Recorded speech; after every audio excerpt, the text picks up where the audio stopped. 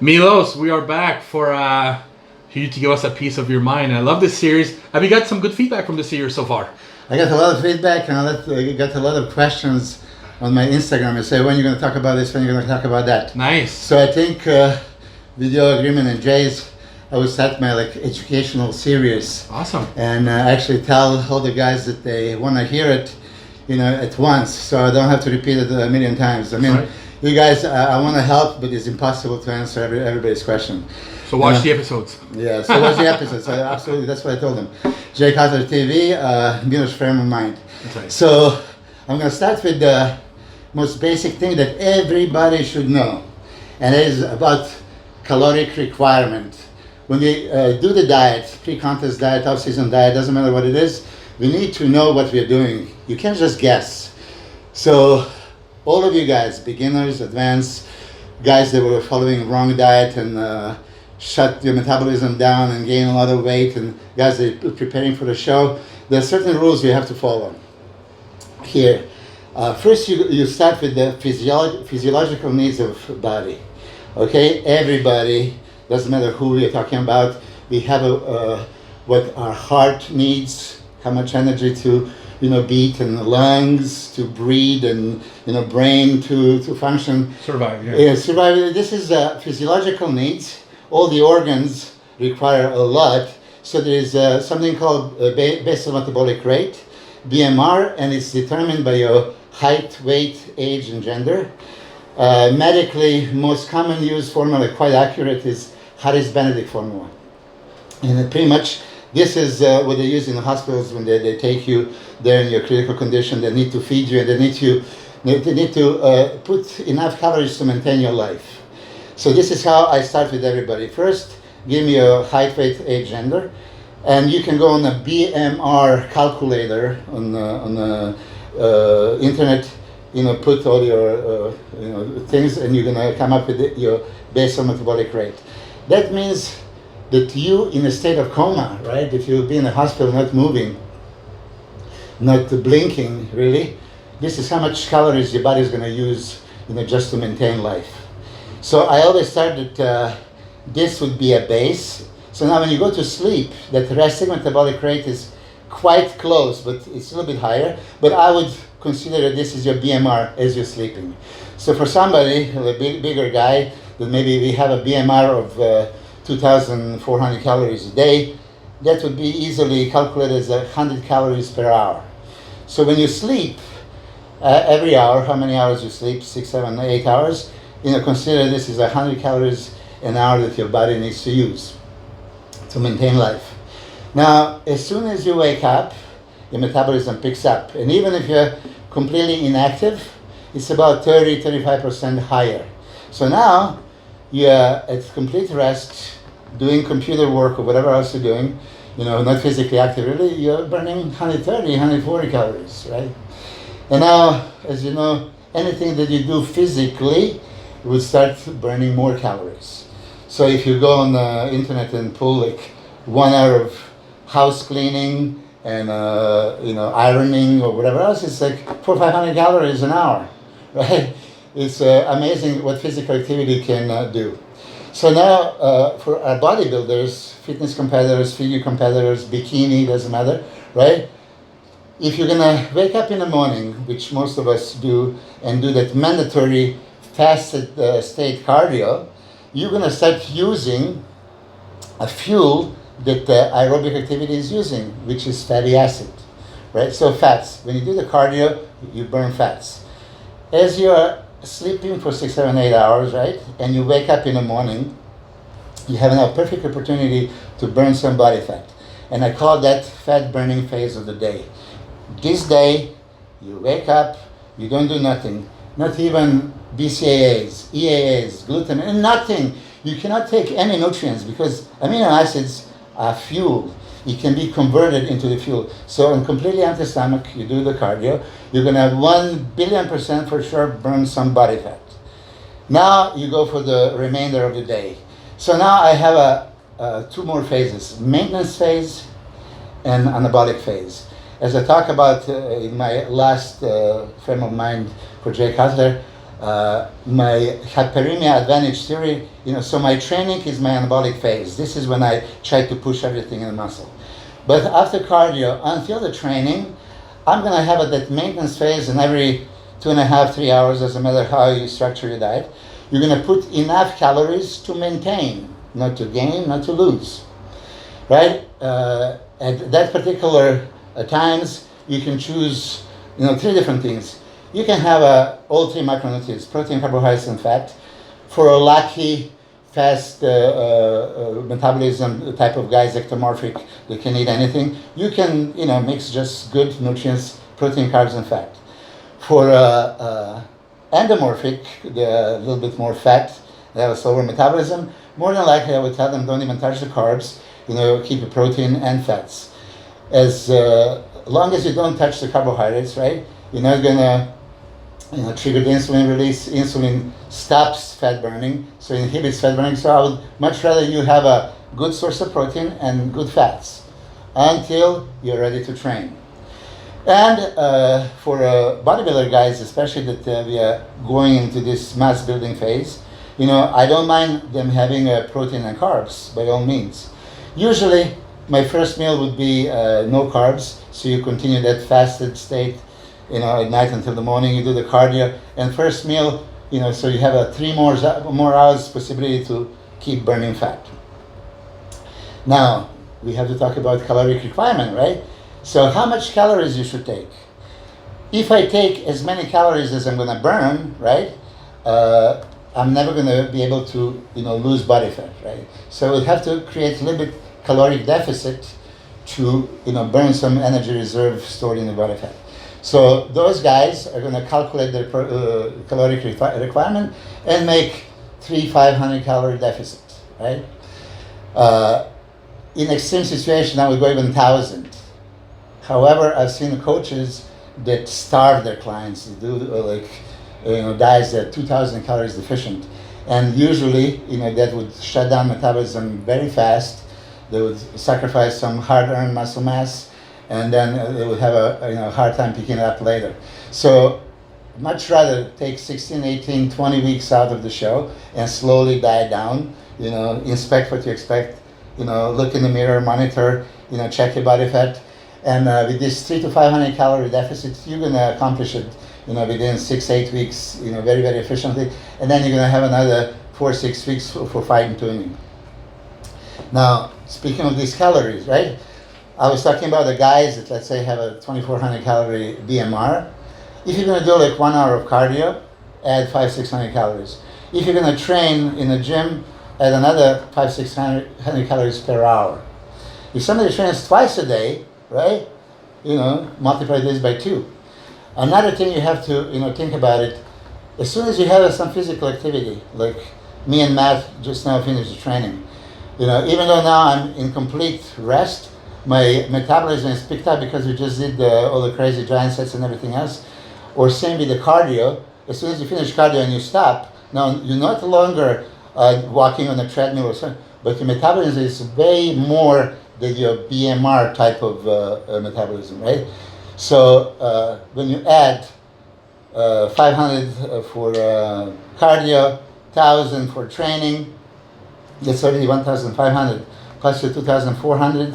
Now you're already close to 4,000, right? And that elevation of metabolism after cardio, after first, after second session, you're probably close to 5,000 calories. And that's why for some of you that I can hear, how come bodybuilders can eat 5,000-6,000 calories and don't even do the cardio and be lean, right? Well, because you have such a high caloric expenditure. Now, speaking of macronutrients, right? How do we structure the diet? We know that there are energy nutrients, carbohydrates and fat, and there are building nutrients, proteins, okay?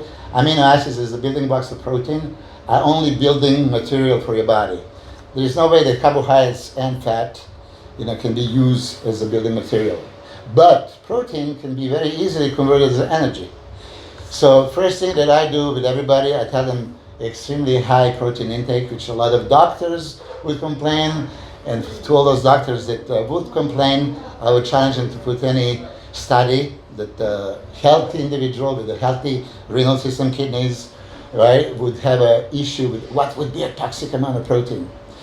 I, for example, did 500 to 550 grams of protein daily for 15 years straight. Okay, I have some bodybuilders that I train, they would do 600 and over.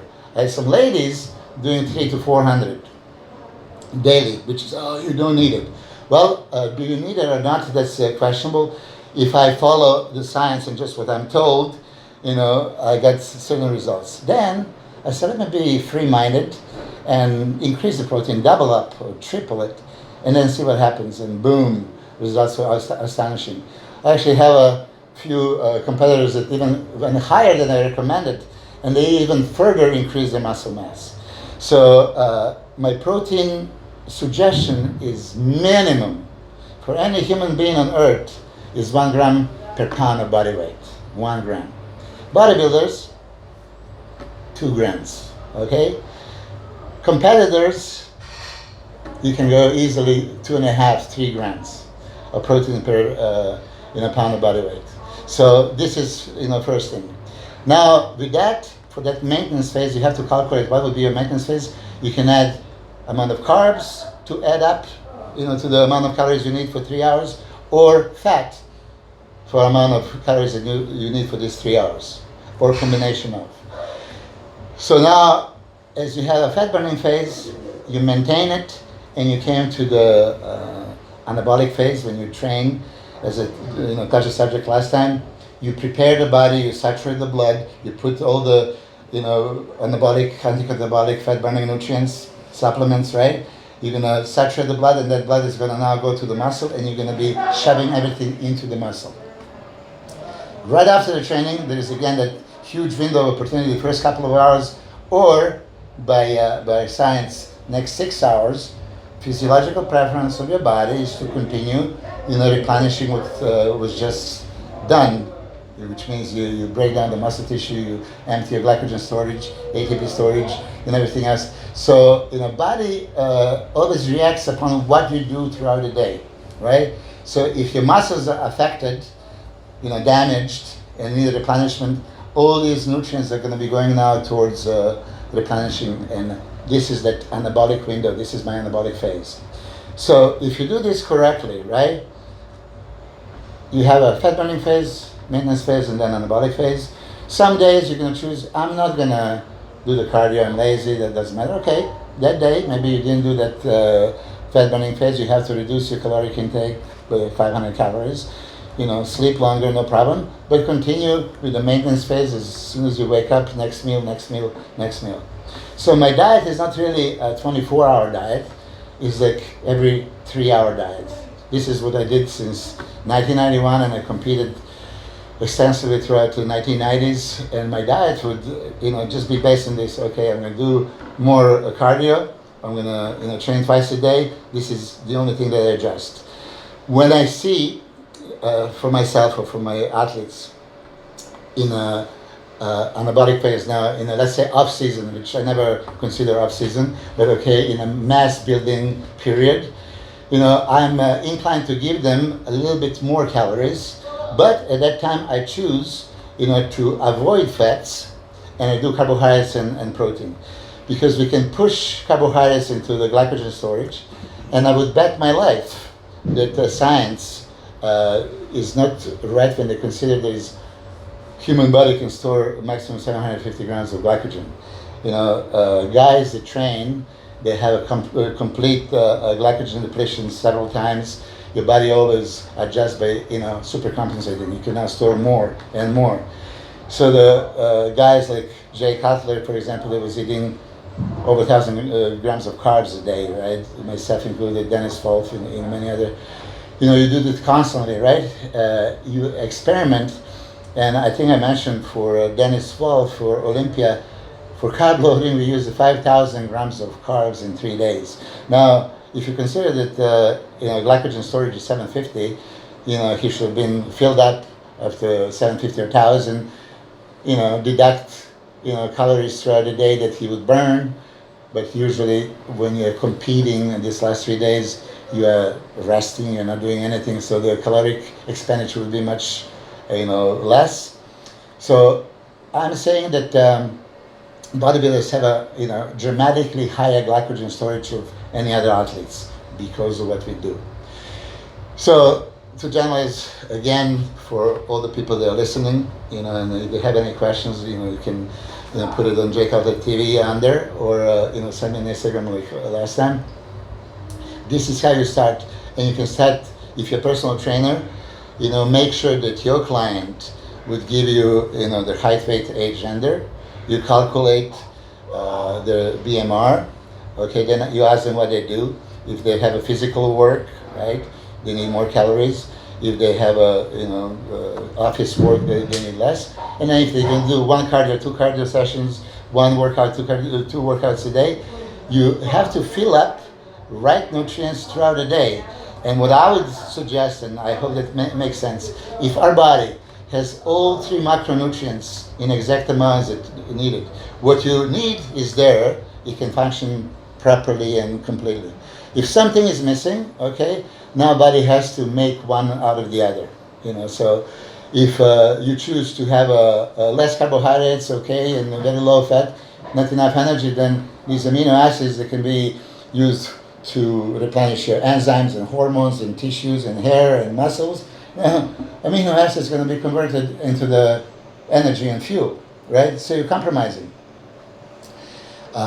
If you have too much carbohydrates now, there's no more storage available, of course they can convert into the fat, right? If you have way too much fat, obviously, what not used will be stored. Nobody wants that. But if you really calculate, so you're not guessing, and this is how I always start, even though there are little bit differences, genetically, somebody says I'm super fast metabolism, your heart and my heart is going to use about the same amount of calories. Liver, the other organs, pretty much the same, except if you're not really overloaded with something else. But those are minuscule differences. What is real difference in caloric requirement is energy expenditure. What do you do physically? What do you think about this new, I call it a fad? In the past, Jay used to tell me when he would compete for a competition for 16 weeks, he would just diet 16 weeks straight, never cheat from the moment he started. And I'm sure that's the same for you. Yeah. What do you think about those new coach now that every so day they give you a refeed, which is basically cheat day? What do you think about that? Well, there's not any sense to it really, but a lot of people do it, and I would even sometimes say, okay, have a cheat meal. And it's not because cheat nutrients are healthier and better for you, and it's going to fill up your muscle better, but it's going to psychologically give you like, oh my, I have a craving, and like, okay, it's going to be so much easier. Not because, let's say, whatever you're going to cheat with, burgers and fries and milkshake and bullshit and pancakes and are nutrients from there better than if you're going to have like 150 grams of carbs from pasta, or like good fats from, let's say, avocado, some nice macadamia oil, avocado oil, olive oil, coconut oil with a steak and salmon and shit like that. There's no way is anybody going to convince me. But it's, I don't want clean food, I want a junk. But again, for those of you, I give many of my clients cheat meal. It's not because I want them to cheat. I want them just to get rid of their craving. Okay. I would tell you one thing that for me back in the day, I write everything down, and it would be like, okay, I crave something so badly, but then I would try to like improvise and compromise and make like something similar from healthy foods, right? Yeah. And then you have it, but you still didn't satisfy that craving. And the next time, and then after a while, I decided, you know what? I diet so hard throughout the year. If I'm going to crave something, I'm going to let myself, do it. So it's more of a mental break. Yeah, it's a mental break. It's you tell me, what sense does it make that those nutrients from cheat meal would do more to you than clean carbs, clean fats, stuff like that. So it has nothing to do with refeed. It's more a mental break. Absolutely. Here's a mental break for you. They can call it a refeed, right? It could be. That's the word. You heard that. Yeah, I've seen it. But refeed is like, okay, if anybody's going to tell me scientific base on that, You know, There okay, is some. I'm so interested to hear it. No, but I'm also giving them. I usually tell, okay, what my guys want to cheat on.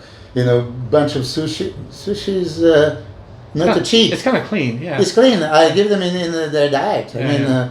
you know, Peter is right now doing 2 salmon meals. You know, like sushi salmon. Yeah. You know, out of 6. Okay, pasta. Great carbohydrate source. You know, knock yourself out. Pancakes. Load up. You know, like what the Rock is doing. You've seen a stack of pancakes. But you know, the junk food. You know, I'm against it. You know, but if this is what you crave, that's gonna give you a mental break, and you're gonna continue. You know, hard. You know, so be it. Oh, great. All right. Okay, I'm gonna get it out. So yeah, that's pretty much it. Now I'm just gonna tell a warning to a lot of bikini girls and figure girls, and for whatever reason, many coaches just starve them, starve. You know, you just as us men need high quality nutrients, good calories. You're gonna be active.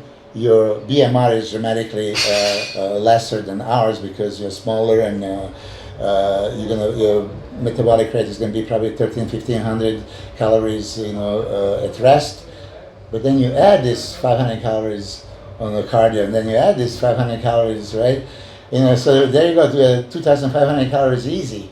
So if you're downing on 1,000 calories a day, question your coach why I'm starving myself, because malnutrition, missing all the important essential nutrients can backfire, create all the kinds of hormonal problems that they don't want to have, start, with the dry skin, losing hair and all that stuff. So, be a little bit more courageous. If I'm your coach and you ask me a question, of course I have to answer it. I have to tell you the reason why I put you on this kind of diet, on this many calories, and timing of my meals. Does this have to be necessarily to the minute? No, of course. It's very easy for me also to just give them, okay, meal 1, meal 2, meal 3, meal 5. But I like to structure it. I usually give the times. Also, what I like to ensure, if my athletes are eating frequently, right? I give them like some essential amino acids and glutamine, in between the meals, like small little portions for a woman, maybe 5 grams each, for a man, 10 grams each. So I ensure, circulation in a blood flow, blood influx of all the important essential amino acids at all time, and glutamine. It's non-essential amino acid, but it's so used in stressful situations and in the workouts. So this, for bodybuilders, I would sometimes add leucine and put creatine and other things. So you guys can be creative with this. Whatever you research, you add it. But basic caloric intake and requirement should be number 1 step. First, determine what your body needs. It's not all the same days. You're going to train 4 days, 3 days you're not going to train. Obviously, you have to correct the caloric intake on non-training days. Right. Yeah. So this is the only difference. But really, start from there. Ensure that you have a sufficient amount of protein. And now, if you're dieting for a contest and you want to get super lean, and you heard about keto diets, yes, I said many times before, ketogenic diet is most effective diet, to burn body fats. No question. It's no brainer. But in ketogenic diet, more than often, you cannot be maximally anabolic. You cannot have maximal hypertrophy, and often you jeopardize and you don't make as much muscle, you don't keep as much muscle. So, in my modified ketogenic diet, I use most of the day as a keto, and then I refeed. I put good carbs and enough amino acids and protein in my anabolic phase. This is all. So that would be, I think, first educational thing about caloric requirement, pre-contest, off-season, resting metabolic rate, and then what you do throughout the day to ensure that at all times your body has what it needs. Sufficient amount of protein, all the essential amino acids, all the essential fatty acids, vitamins, minerals, right? That should be basic. But then energy, okay, fat and carbs, it can be monitored. Both together, one or the other, or just eliminate, fats, and go high protein, high carbs if you're a bodybuilder in the building phase. Or cut the carbs if you and have a protein and good fats if you had fat burning phase pre-contest period. Boom. Thanks, Miilos. All right.